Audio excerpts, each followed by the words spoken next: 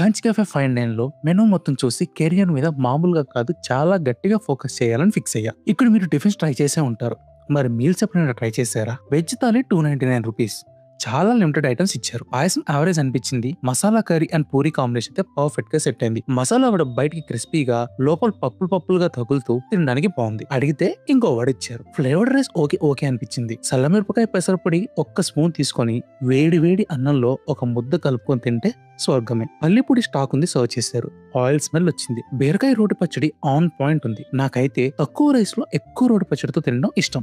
మీరు ఎలా తింటారో కమెంట్ చేయండి. ఆలూ ఫ్రై క్రిస్పీగా బాగుంది. పప్పు కూర డిసాస్టర్. ఇక రసం అయితే తెగ నచ్చేసింది. రసంలోకి పెసరపప్పు పొడి అలానే అప్పడం కలుపుకొని తినడం భలే సరదా. మీరు కూడా ట్రై చేయండి, పక్కా నచ్చుతుంది. పెరుగు తిగ్గా లేదు, ఓకే ఓకే అనిపించింది. ఉంది కదా అని ఏసీని 16 degrees లో పెట్టినట్టున్నాడు. వణుకుతూనే తిన్నాం. ఐటమ్స్ అన్ని ఫాస్ట్ గా చల్లారిపోయాయి. సర్వీస్ ఒక్కొక్క పర్సన్ ఒక్కొక్కలా చేశారు. ఒకరు ఫాస్ట్ గా సర్వ్ చేస్తే ఇంకొకరు మా మేనేజింగ్ డైరెక్టర్ ఒక్క మీల్ ఒక్కళ్ళే తినాలి అని కస్టమర్స్ కి చెప్పమని చెప్పాడు. అన్లిమిటెడ్ మీల్స్ షేర్ చేసుకోకూడదనే బేసిక్ సెన్స్ అయితే ఉంటుంది కదా.